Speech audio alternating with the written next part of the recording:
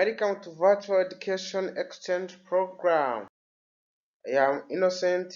I'm just from University of Rwanda, School of Nursing and Midwifery, Rwamagana campus. I'd like to share with you about genocide against Tutsi in Rwanda in 1994.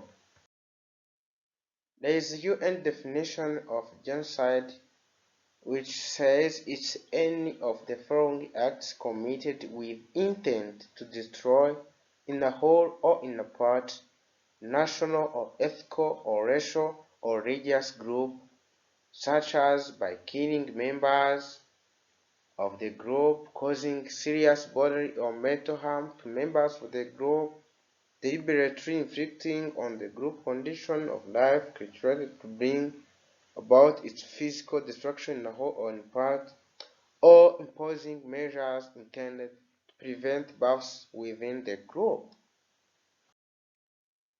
We can get this also definition like it's an intentional action to destroy people, usually defined as ethnic, national, racial, or religious group in a whole or in part.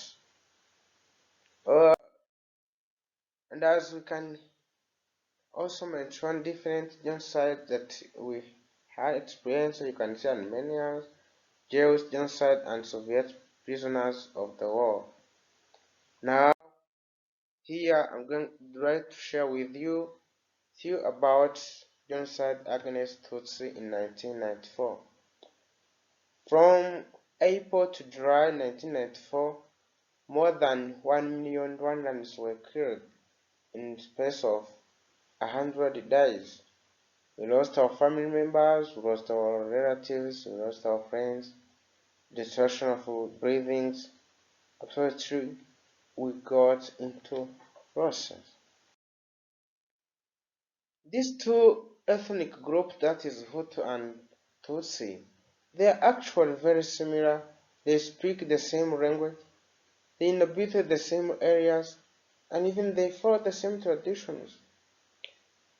But during this bad time of genocide, the bodies of Tutsis were thrown into rivers, with their killers saying they were being sent back to Ethiopia. And during colonial period, as we said in Rwandan history, when Belgian colonists arrived in 1916, they produced identity cards classifying people according to their ethnicity.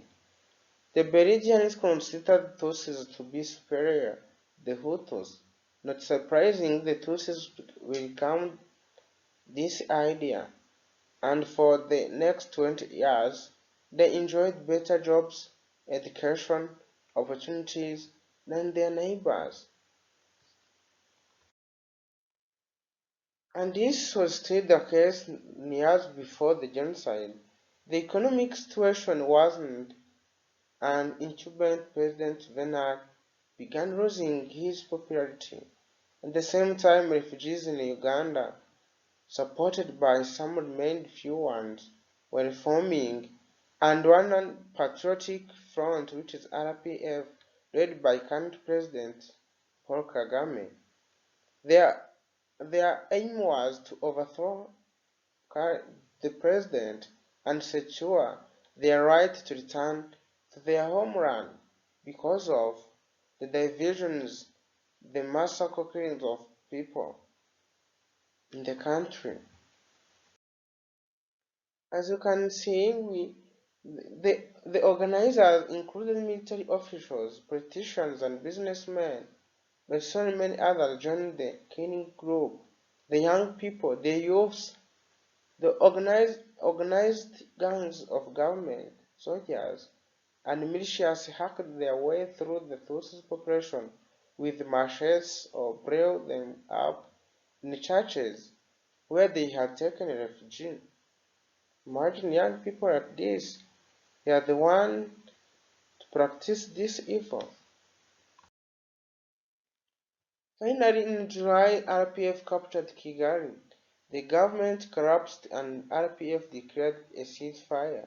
And as soon as it became apparent that RPF was victorious an estimated 2 million Rwandans fled to Zaire, currently Democratic Republic of Congo, as refugees. And after genocide and the victory of RPF, Rwanda's community-based Gacaca courts finished their work in 2012, and ICTR is expected to complete its own in 2014. Gacaca was a traditional mechanism that was used to bring people together,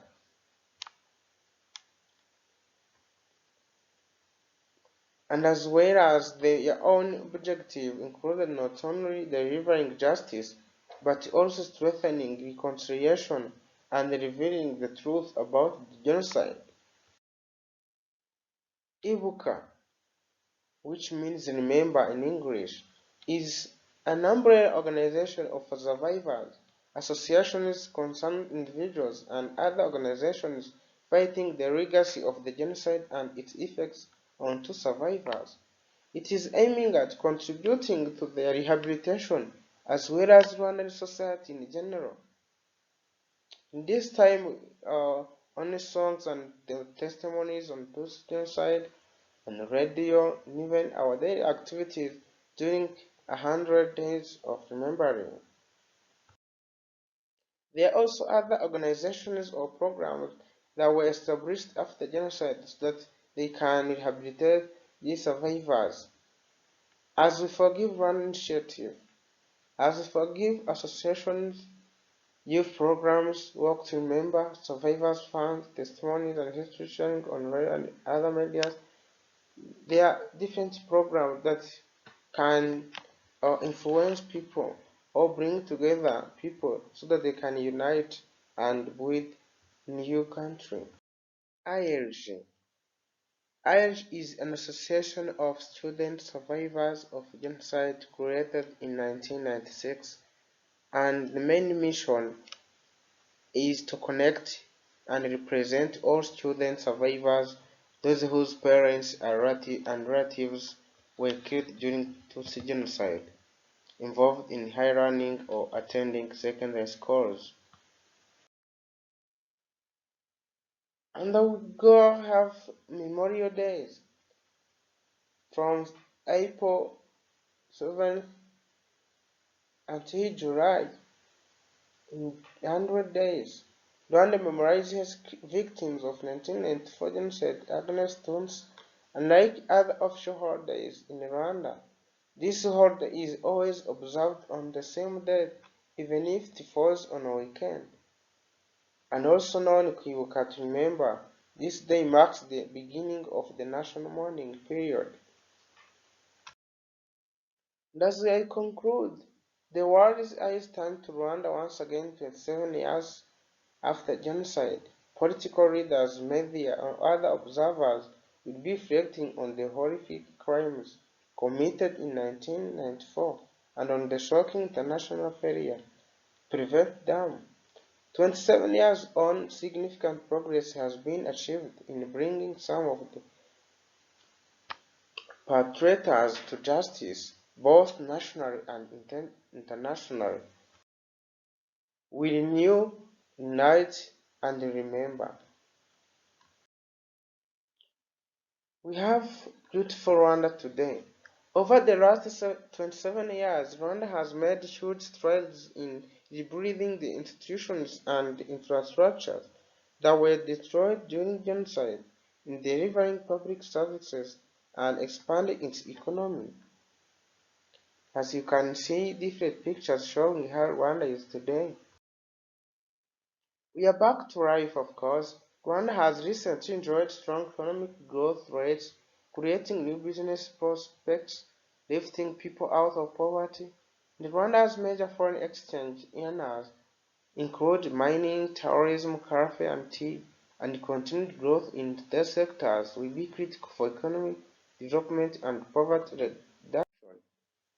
We have developed Vision 2020, and we have achieved this: good governance and capable state, human resource development, and as you can see, infrastructure development. We are not yet there. We have not yet reached there. There is Vision 2015. Rwanda aspires to become an upper middle income country by 2035 and a higher income country by 2050. The aim is to achieve high quality and standards of living, and everyone will be informed by aspiration for Rwandans of leaving to Rwandan children a better world to live in. And as you can see, these 7 points, one is wealth creation, another one is institution development and service delivery, security and international relations. Thank you so much. Visit Rwanda. Welcome to Rwanda, a land of fervent heroes, a beautiful country.